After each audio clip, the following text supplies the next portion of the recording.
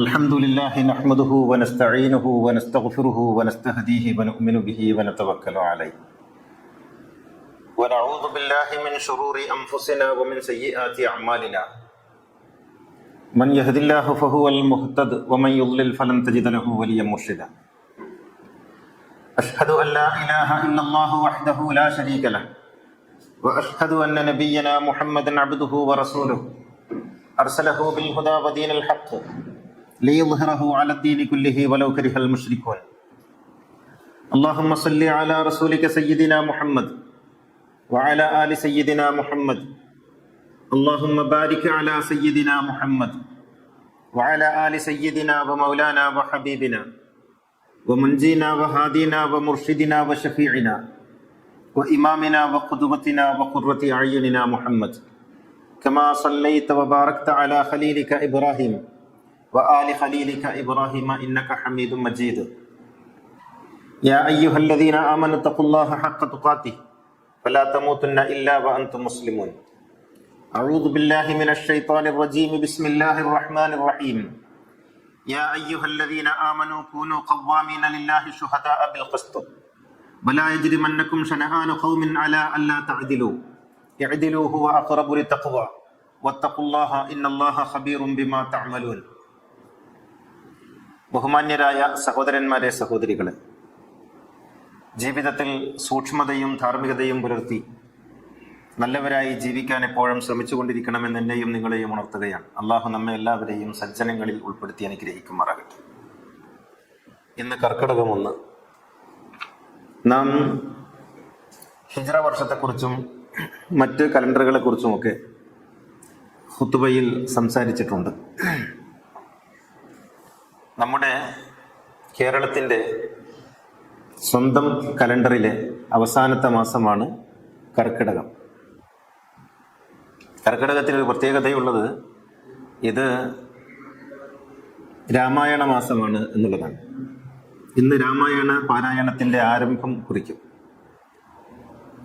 രാമായണം വേദമായി പരിഗണിക്കപ്പെടുന്നില്ല, അത് ഇതിഹാസങ്ങളിലൊന്നാണ്. ഈ ഇതിഹാസം എന്നുള്ള അർത്ഥത്തിൽ തന്നെയാണ് ഭാരതം കൈക്കൊണ്ടിട്ടുള്ളത്. ഈ ഇതിഹാസങ്ങളും പുരാണങ്ങളുമെല്ലാം വേദതത്വങ്ങളെ, മൂല്യങ്ങളെ സമൂഹത്തിന് മനസ്സിലാക്കുന്നതിന് വേണ്ടി ഉണ്ടാക്കിയിട്ടുള്ള ആവിഷ്കാരങ്ങളാണെന്നാണ് കരുതപ്പെടുന്നത്. രാമായണം ഒരുപാട് മൂല്യങ്ങളുടെ സമാഹാരമാണ്. വേദമൂല്യങ്ങൾ അത് ആദ്യമധ്യാന്തം ഉൾക്കൊള്ളുന്നുണ്ട്. അതിൽ മാതാപിതാക്കളോടുള്ള, ഭർത്താവിനോടുള്ള, ഭാര്യയോടുള്ള, സഹോദരങ്ങളോടുള്ള ബാധ്യതകളെയും കടപ്പാടുകളെയും നിർണയിക്കുകയും വളരെ വിസ്തരിച്ച് പറയുകയും ചെയ്യുന്നുണ്ട്. രാമായണത്തിൻ്റെ ഏറ്റവും വലിയ അടിസ്ഥാനം എന്തെന്ന് ചോദിച്ചാൽ ധർമ്മമാണ് എന്ന് പറയാം. ധർമ്മത്തിൽ യാതൊരു വിട്ടുവീഴ്ചയുമില്ല. ധർമ്മം പാലിക്കുകയാണ് മനുഷ്യന്റെ ജീവിതത്തിലെ ഏറ്റവും വലിയ ബാധ്യത എന്നാണ് രാമായണം മുന്നോട്ട് വെക്കുന്ന ദർശനം. അതിനുവേണ്ടി മനുഷ്യൻ സകലതും നഷ്ടപ്പെടുത്തിയാലും അത് നഷ്ടമല്ലെന്നാണ് രാമായണം പറയുന്നത്. വിശുദ്ധ ഖുർആനിൽ വിട്ടുവീഴ്ചയില്ലാത്ത അടിസ്ഥാനമായി പറയുന്നത് നീതിയാണ്. ഖുർആനിൽ പറയുന്ന ഒരു വാക്ക്, യാ അയ്യുഹല്ലദീന ആമനൂ കൂനൂ ഖവ്വാമീന ലില്ലാഹി ശുഹദാഅ ബിൽ ഖിസ്ത്.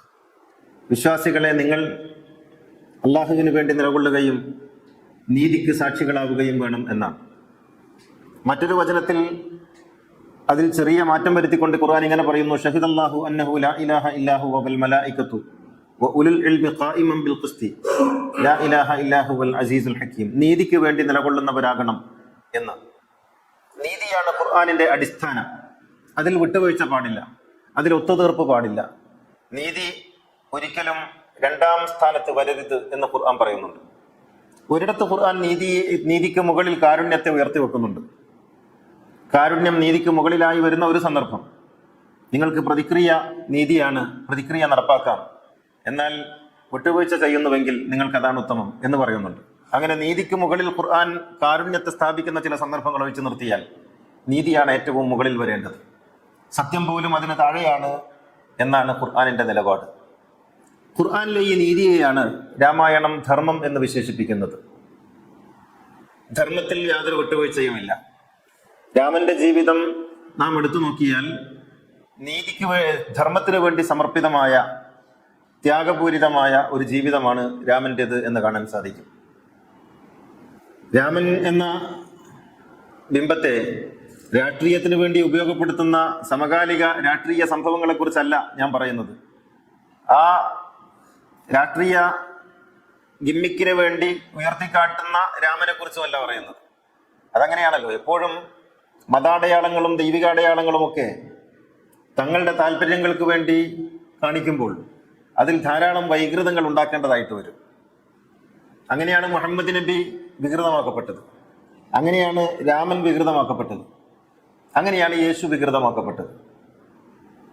യഥാർത്ഥത്തിൽ അതിൻ്റെ വിശുദ്ധിയിലുള്ള എന്താണോ വേദങ്ങളും ചരിത്രങ്ങളുമൊക്കെ പറയുന്നത്, ആ വിശുദ്ധിയിലുള്ള രാമനെ കുറിച്ചാണ്, മുഹമ്മദ് നബിയെ കുറിച്ചാണ് നാം സംസാരിക്കുന്നത്. ആ രാമൻ പൂർണ്ണമായും ധർമ്മത്തിന് വേണ്ടി ഒഴിഞ്ഞുവെച്ച, സമർപ്പിച്ച, ത്യാഗം സഹിച്ച ഒരു ജീവിതത്തിന്റെ ഉടമയായിരുന്നു.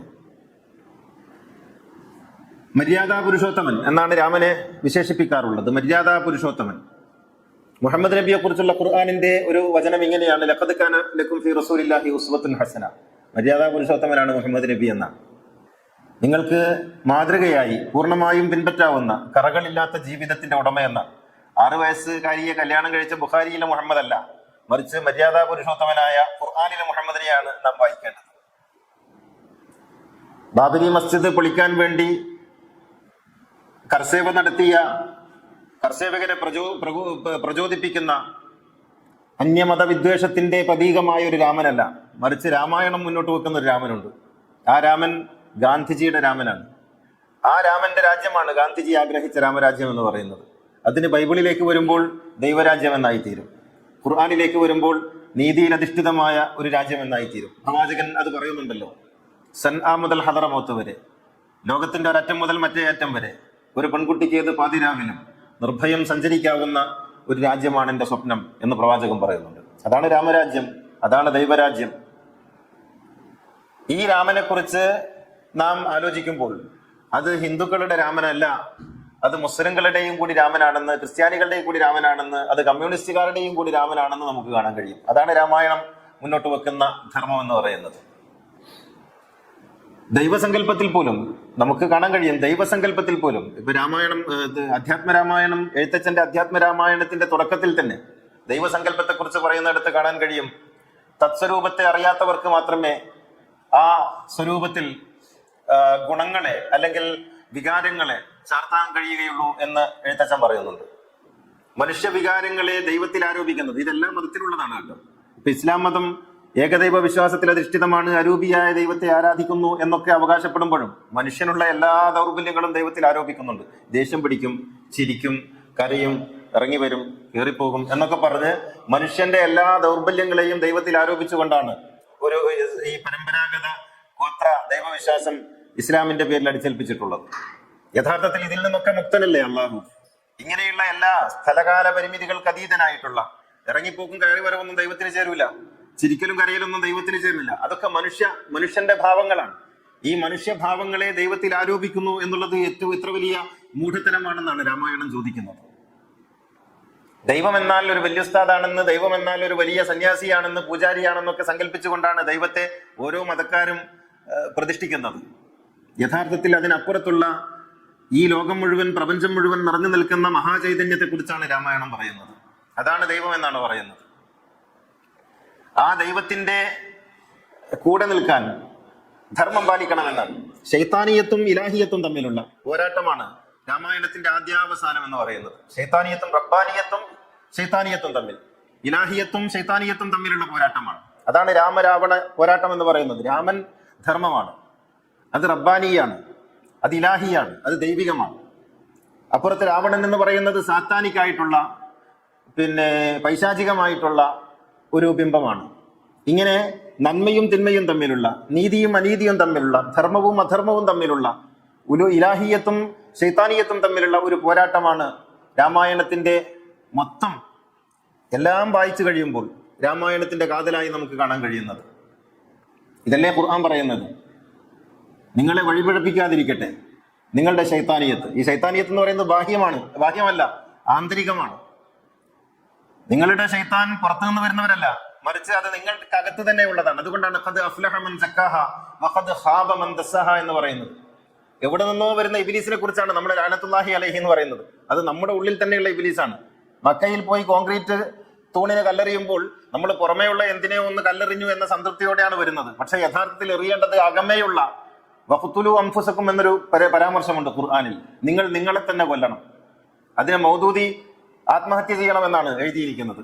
അങ്ങനെയാണ് ഖുർആനിനെയൊക്കെ എങ്ങനെയാണ് വിശദീകരിക്കേണ്ടത് എന്ന് ആലോചിക്കുമ്പോൾ അവർക്ക് കിട്ടുന്ന ഉത്തരം ഇങ്ങനെ പ്രതിലോമപരമായി വ്യാഖ്യാനിക്കണമെന്നാണ്, മാനവവിരുദ്ധമായി വ്യാഖ്യാനിക്കണമെന്നാണ്, സമൂഹം ഒരു കാലത്തും അംഗീകരിക്കാത്ത വൃത്തികെട്ട സ്വഭാവത്തിൽ വ്യാഖ്യാനിക്കണമെന്നാണ്. അതുകൊണ്ട് വഖ്തുലു അൻഫുസക്കും എന്ന് മൂസാ നബി പറഞ്ഞപ്പോ മുഫസ്സിറുകളൊക്കെ നിങ്ങൾ ആത്മഹത്യ ചെയ്യുവിൻ എന്നാണ് അതിന്റെ അർത്ഥം എന്ന് പറഞ്ഞു. എന്നിട്ട് മൗദൂദിയെ പോലുള്ള ആളുകൾ അതിൽ ഗവേഷണം നടത്തിയിട്ട് 60,000 ആളുകൾ അങ്ങനെ ആത്മഹത്യ ചെയ്തു എന്ന് എഴുതി കളഞ്ഞു. ഇങ്ങനെയാണ് ഖുർആനിനെ വ്യാഖ്യാനിക്കുന്നത്. മൂസാ നബി നിങ്ങൾ നിങ്ങളെ കൊല്ലുക എന്ന് പറയുമ്പോൾ അതൊരു മഹാഗുരുവിന്റെ വാക്കാണെന്ന്, അതൊരു പ്രവാചകന്റെ വാക്കാണെന്ന്, ആ വാക്കിന് ഒരുപാട് അർത്ഥതലങ്ങളുണ്ട്, ആഴമുണ്ടെന്ന് മനസ്സിലാക്കാൻ ഈ ഖുർആൻ വ്യാഖ്യാതാക്കൾക്ക് സാധിക്കാതെ പോയി. അതുകൊണ്ടാണ് നമ്മൾ ഇപ്പോഴും ഇരുട്ടിൽ തപ്പേണ്ടി വരുന്നത്.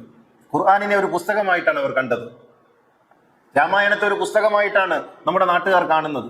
അതാണ് അതിന്റെ ഒരു കുഴപ്പമെന്ന് പറയുന്നത്. അത് പാരായണം ചെയ്യാനുള്ളതാണെന്നും അത് ജീവിതത്തിൽ പാലിക്കാനുള്ളതല്ലെന്നും ആരൊക്കെയോ നമ്മെയും ലോകത്തെയും പഠിപ്പിച്ചുകൊണ്ടിരിക്കുന്നു എന്നുള്ളതാണ്. നിങ്ങൾ ഖുർആൻ ഓതിയാൽ മതി നിങ്ങൾക്ക് നിങ്ങളുടെ കടം വീടുമെന്ന്, നിങ്ങൾ ഖുർആൻ എഴുതി കുടിച്ചാൽ മതി നിങ്ങളുടെ ക്യാൻസർ മാറുമെന്ന്, നിങ്ങൾ ഖുർആൻ കെട്ടിത്തൂക്കിയാൽ മതി കാണാതായ ആളുകളെ തിരിച്ചു വരുമെന്ന് ആരൊക്കെയോ നമ്മെ പഠിപ്പിച്ചുകൊണ്ടിരിക്കുന്നുണ്ട്.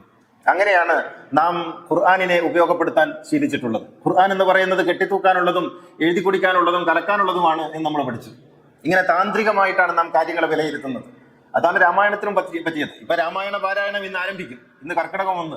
ഈ രാമായണ പാരായണം ഒരു ചടങ്ങെന്നുള്ള നിലയിൽ നടക്കുമ്പോൾ അത് അർത്ഥശൂന്യമായി തീരും. ചിലപ്പോൾ അത് അപകടമായും തീരും. കാരണം അർത്ഥശൂന്യമായതെല്ലാം അപകടം വിളിച്ചു വരുത്തും. അത് മനുഷ്യനെ അന്ധതയിലേക്ക് നയിക്കും. നിങ്ങൾ ഖുർആൻ ഓതിക്കൊണ്ടിരിക്കുന്നു എന്നുള്ളത് നിങ്ങൾക്ക് നിങ്ങളെക്കുറിച്ച് ഒരു അഹങ്കാരം ഉണ്ടാകാൻ കാരണമായി തീരും. ഞാൻ ഖുർആനൊക്കെ ഓതുന്നുണ്ടല്ലോ എന്ന്. യഥാർത്ഥത്തിൽ നിങ്ങൾ ഖുർആനിൽ നകലുകയാണ് എന്ന് നിങ്ങൾ പോലും മനസ്സിലാക്കുന്നില്ല. അതതിന്റെ അപകടമാണ്. നിങ്ങൾ അർത്ഥമറിയാതെ രാമായണം പാരായണം ചെയ്യുമ്പോൾ, അത് പാലിക്കേണ്ടതാണ് എന്ന ബോധമില്ലാതെ പാരായണം ചെയ്യുമ്പോൾ നിങ്ങൾ രാമായണം ഉൾക്കൊള്ളുകയല്ല, രാമായണത്തിൽ നകലുകയാണ് ചെയ്യുന്നത്. ഏതൊരു കാര്യത്തിനാണോ, ഏതൊരു പർപ്പസിന് വേണ്ടിയാണോ ഒരു കാര്യം, ആ പർപ്പസിന് വേണ്ടിയല്ലാതെ അതിന് വിരുദ്ധമായി ഉപയോഗിക്കുമ്പോൾ അതിനെ നിന്ദിക്കുകയാണ് ചെയ്യുന്നത്. നിങ്ങൾ ഖുർആൻ വെറുതെ പാരായണം ചെയ്യുമ്പോൾ ഖുർആനെ നിന്ദിക്കുകയാണ് ചെയ്യുന്നത്. രാമായണം വെറുതെ പാരായണം ചെയ്യുമ്പോൾ രാമായണത്തെ നിന്ദിക്കുകയാണ് ചെയ്യുന്നത്. അതിന്റെ പർപ്പസ് എന്താണ്? മനുഷ്യനെ നന്നാക്കുക എന്നുള്ളതാണ്. ഹുദല്ലിന്നാസ് ഹുദല്ലിൽ മുത്തഖീൻ എന്നാണ്. മനുഷ്യനെ നന്നാക്കുക എന്ന പർപ്പസ് അവിടെ നടക്കുന്നില്ല.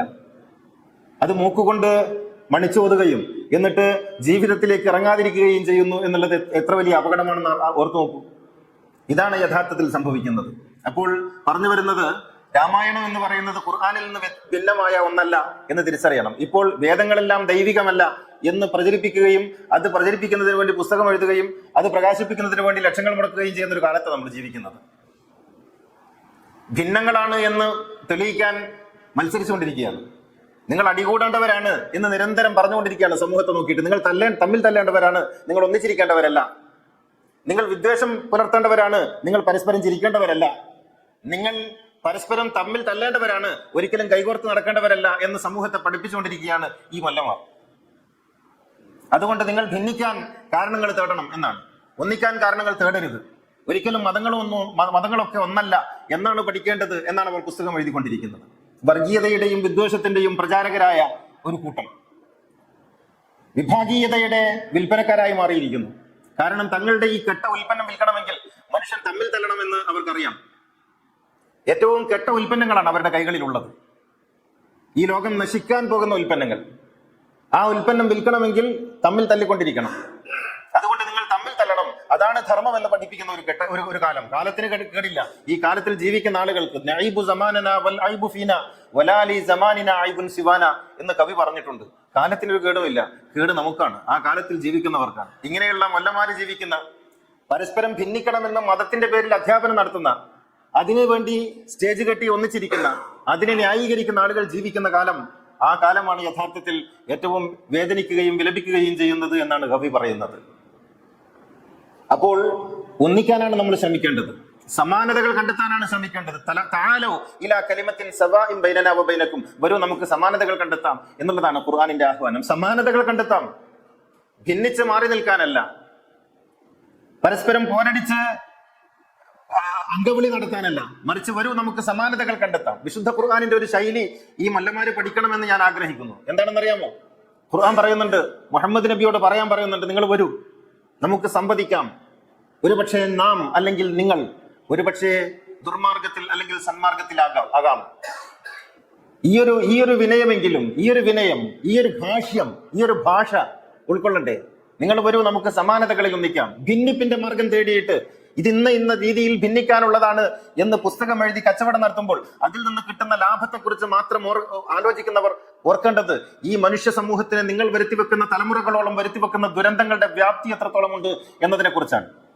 ഒരു നിമിഷം ആലോചിക്കാതെ പോകുന്നു. അത് ആരെയൊക്കെയോ തൃപ്തിപ്പെടുത്തുന്നതിന് വേണ്ടി, എന്തൊക്കെയോ നേടുന്നതിന് വേണ്ടി, ഏതൊക്കെയോ കസേരകൾ സംരക്ഷിക്കുന്നതിന് വേണ്ടി ഇത്തരത്തിലുള്ള വിഷദ്രാവകങ്ങൾ സമൂഹത്തിന്റെ കുടിവെള്ളത്തിൽ ഒഴിക്കുമ്പോൾ ഒരു സമൂഹം മുഴുവനും തലമുറകൾ നശിച്ചുകൊണ്ടിരിക്കുന്നു എന്ന് അവർ ഓർക്കാതെ പോവുകയാണ്. വർഗീയതയും വിദ്വേഷവുമാണ് ഈ സമൂഹത്തിലെ ഏറ്റവും വലിയ വിപത്ത് എന്ന് നമ്മൾ തിരിച്ചറിയണം. ഇത് രാമായണ മാസം, ഇത് ഖുർആനിന്റെ മാസമാണ്. രാമായണവും ഖുർആനും ബൈബിളും ഗീതയും ധർമ്മപദയും ഭാരതീയ സെമിറ്റിക് വേദങ്ങളും കൺഫ്യൂഷ്യസിന്റെ വചനങ്ങളും തിരുക്കുറളും എല്ലാം ഒരൊറ്റ സ്രോതസ്സിൽ നിന്നുള്ള വ്യത്യസ്തങ്ങളായ ആവിഷ്കാരങ്ങളാണ് എന്ന് നമ്മൾ അറിയാതെ പോകുന്നത് എന്തുകൊണ്ടാണ്? രാമായണം നമുക്ക് പറ്റാത്തത്, രാമായണം നമുക്ക് വായിക്കാൻ പാടില്ലാത്തത് എന്ന് നമ്മോട് ആരാണ് പറഞ്ഞത്? നാം രാമായണം വായിക്കണം. അതിലുള്ള മൂല്യങ്ങൾ നാം തിരിച്ചറിയണം. അത് പഠിപ്പിക്കുന്ന ധാർമ്മികത തിരിച്ചറിയണം. അച്ഛന്റെ വാക്കിനൊരു മകൻ കൽപ്പിക്കുന്ന വിലയെന്തെന്ന് തിരിച്ചറിയണം. അത് സുലൈമാൻ നബിയുടെയും ദാവൂദ് നബിയുടെയും കഥയുടെ മറ്റൊരു തലമാണെന്ന് നമ്മൾ തിരിച്ചറിയണം. അവിടെ നമുക്ക് ഫെമിനിസം ഒക്കെ പറഞ്ഞിട്ട് രാമൻ സീതയെ കാട്ടിലയച്ച് പിന്നെ എന്താണ് പരിശോധന നടത്തിയതും സീതയെ പീഡിപ്പിച്ചതൊക്കെ ശരിയാണെന്നൊക്കെ ചോദിക്കുന്നത് ആധുനിക കാലത്തിരുന്നു കൊണ്ടുള്ള ഒരു ചോദ്യത്തിനപ്പുറത്ത് നമുക്ക് ആ കഥയുടെ ധാർമ്മികതയെ കുറിച്ച് ആലോചിക്കാം. അങ്ങനെ ഖുർആനിൽ എന്തൊക്കെ ചോദിക്കാം, ആളുകൾക്ക് എന്തൊക്കെ ചോദിക്കാം? ആ ചോദ്യങ്ങൾക്കപ്പുറത്ത് കഥയല്ല, ആ കഥയിലെ ധർമ്മ പാഠങ്ങളാണ് ഏറ്റവും വിശിഷ്ടമായതെന്ന് അതിലേക്കാണ് നമ്മുടെ ശ്രദ്ധ പോകേണ്ടതെന്നാണ് മനസ്സിലാക്കേണ്ടത്. അപ്പോൾ വേദങ്ങളും പുരാണങ്ങളും ഇതിഹാസങ്ങളും അതുപോലുള്ള സംഭവങ്ങളുമെല്ലാം മനുഷ്യന്റെ നന്മയ്ക്ക് വേണ്ടി വിരചിതമായവയാണ്. അത് മൊത്തം ഉണ്ടാകുമ്പോഴാണ് ഈ സമൂഹം നന്നായി നിൽക്കുന്നത്, ഈ സമൂഹം ഒന്നായി നിൽക്കുന്നത്. രാമായണം ഇല്ലാത്ത ഒരു ലോകം ശൂന്യമായിരിക്കും, അപൂർണമായിരിക്കും. ഗീതയില്ലാത്ത ലോകം അപൂർണമായിരിക്കും. ഖുർആൻ ഇല്ലാത്ത ലോകം അപൂർണമായിരിക്കും. ബൈബിൾ ഇല്ലാത്ത ലോകവും അപൂർണമായിരിക്കും. ഇതൊക്കെ ഉണ്ടാകുമ്പോഴാണ് ഈ മാനവകുലം എന്ന് പറയുന്നത് ഇത്രമേൽ മനോഹരമായി നിർമ്മിതി പോലെ ഉയർന്നു നിൽക്കുന്നത്. ഇതൊക്കെ വേണം. അല്ലാതെ എന്റേത് മാത്രം മതി എന്നൊരാൾ വിചാരിക്കുന്നുവെങ്കിൽ ഒന്നയാൾ വിഡ്ഢിയാണ്, രണ്ടയാൾ മാനവകുലത്തിന്റെ എതിരാളിയാണ്. അപ്പോൾ കർക്കിടകം എന്ന് പറയുന്നത് നമുക്ക് മലയാളികളെ സംബന്ധിച്ചിടത്തോളം നാം നമ്മുടെ പ്രാദേശികമായ കലണ്ടറിന്റെ പ്രാദേശികമായ സംസ്കൃതികളെ ഉൾക്കൊള്ളണം. പ്രാദേശികമായ സംസ്കൃതിയോട് പുറംതിരിഞ്ഞു നിന്നിട്ട് അന്യഗ്രഹ ജീവികളെ പോലെ ജീവിക്കുകയല്ല വേണ്ടത്. പ്രാദേശിക കലണ്ടർ നമ്മുടെ കലണ്ടറാണ്.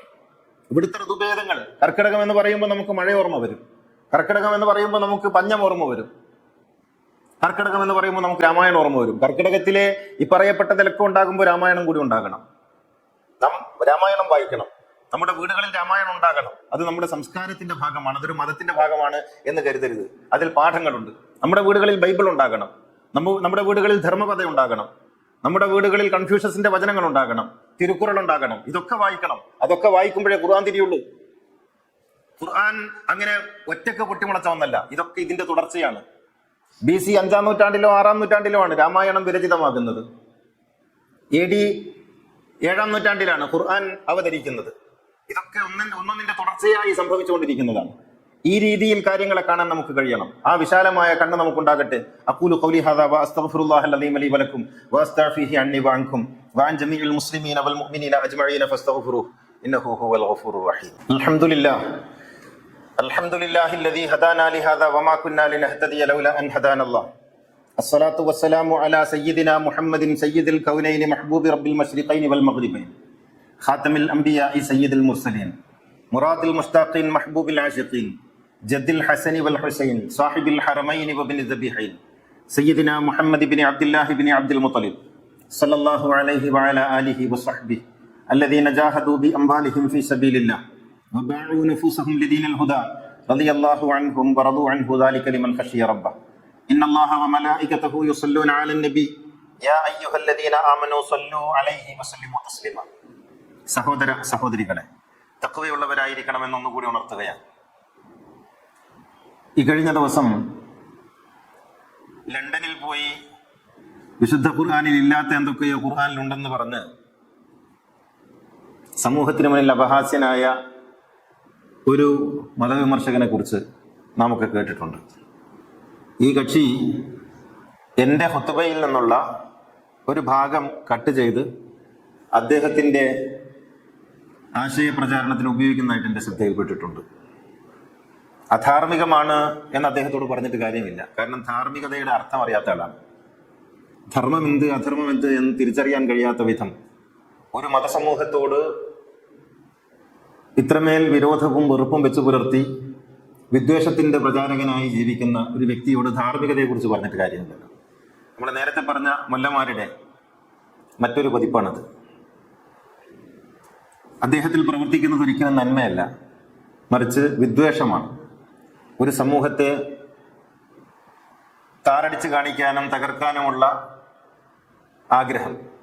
ഞാൻ എന്നെ കേൾക്കുന്നവരോട് പറയാൻ ആഗ്രഹിക്കുന്നത്, വാലും തലയും മുറിച്ച് എൻ്റെ വീഡിയോയുടെ ചില ഭാഗങ്ങളെടുത്ത് അയാൾ ഉപയോഗിക്കുന്നുവെങ്കിൽ തീർച്ചയായും അത് നാം ഉദ്ദേശിക്കുന്ന ഉദ്ദേശത്തിന് വിരുദ്ധമായ നിലക്കാണ്. ഒരു വീഡിയോയുടെ ഭാഗം അങ്ങനെ തന്നെ കേൾക്കുമ്പോഴേ ഞാൻ പറയുന്നതിൻ്റെ അർത്ഥം മനസ്സിലാവുള്ളൂ, ഉൾക്കൊള്ളാൻ കഴിയുള്ളൂ. അതിൻ്റെ ചെറിയ ഭാഗം ഒരുപക്ഷെ തെറ്റിദ്ധരിപ്പിക്കാൻ കാരണമായേക്കാം. അത് നിങ്ങൾ പരിശോധിക്കണം. രണ്ടാമത്തത്, ഈ കക്ഷിക്കെതിരെ എന്ത് നിയമ നടപടി സ്വീകരിക്കാൻ കഴിയുമെന്നതിനെ കുറിച്ച് ഞാൻ ആലോചിച്ചുകൊണ്ടിരിക്കുകയാണ്. നമ്മുടെ അനുവാദമില്ലാതെ നമ്മുടെ വീഡിയോ ക്ലിപ്പിംഗ് കട്ട് ചെയ്തെടുക്കുക എന്നിട്ട് അദ്ദേഹത്തിന്റെ ആശയ പ്രചാരണത്തിന് ഉപയോഗപ്പെടുത്തുക എന്നുള്ളത് തീർച്ചയായും ഇന്ത്യൻ നിയമവ്യവസ്ഥ അനുസരിച്ച് ഗുരുതരമായ കുറ്റമാണ്. ആ രീതിയിൽ മുന്നോട്ട് പോകാനും ഞാൻ ആലോചിക്കുന്നുണ്ട്. ധാർമ്മികത പുലർത്തുകയും വിമർശനത്തിൽ സത്യസന്ധത പുലർത്തുകയും ചെയ്യേണ്ടത് വിമർശകർ പാലിക്കേണ്ടുന്ന സാമാന്യമായ മര്യാദയാണ്. മതത്തെ വിമർശിക്കാം, മതത്തെ വിമർശിക്കുന്നതുകൊണ്ട് ഒരു കുഴപ്പമില്ല. തങ്ങൾക്ക് ശരിയല്ലെന്ന് തോന്നിയ ആശയത്തെ വിമർശിക്കാം, അത് മനുഷ്യന്റെ അവകാശമാണ്. പക്ഷേ അതിന് അനീതിയിലും അധർമ്മത്തിലും അധിഷ്ഠിതമായ രീതി സ്വീകരിക്കുന്നത് ശരിയാണോ? മതത്തോടുള്ള വെറുപ്പ് എന്തും പറയാനുള്ള ലൈസൻസ് അല്ല. കാര്യകാരണ സഹിതം തെളിവുകൾ ഉദ്ധരിച്ച് വിമർശിക്കാം. അതിന് മറുപടി ഉണ്ടെങ്കിൽ മറുപടി ഉള്ളവർ പറയും, അല്ലെങ്കിൽ മറുപടി ഇല്ലാന്ന് വിചാരിക്കണം. അല്ലാതെ തെറ്റായ കാര്യങ്ങൾ പറഞ്ഞ്, ഖുർആനില്ലാത്ത ഒരു കാര്യം പറഞ്ഞ് ഖുർആനെ വിമർശിക്കുക, സ്വന്തം മകളെ കല്യാണം കഴിക്കാമെന്ന് ഖുർആനിലുണ്ടെന്ന്, ഇത്തരത്തിൽ ആഭാസങ്ങൾ പറഞ്ഞുകൊണ്ടാണോ ആളാകാൻ ശ്രമിക്കേണ്ടത്? കയ്യിൽ ഒന്നുമില്ലെങ്കിൽ മിണ്ടാതിരിക്കുകയും പറ്റാവുന്ന പണി ചെയ്യുകയും ചെയ്യലാണ് മാന്യന്മാർക്ക് ചേർന്നത്. അള്ളാഹു അനുഗ്രഹിക്കട്ടെ. اللهم اغفر للمؤمنين والمؤمنات والمسلمين والمسلمات الأحياء منهم والأموات إنك مجيب الدعوات وقاضي الحاجات طيب ثراهم واجعل الجنة مأواهم ربنا آتنا في الدنيا حسنة وفي الآخرة حسنة وقنا عذاب النار ربنا اغفر لنا ولإخواننا الذين سبقونا بالإيمان ولا تجعل في قلوبنا غلا للذين آمنوا ربنا إنك رؤوف رحيم وآخر الدعاء الحمد لله.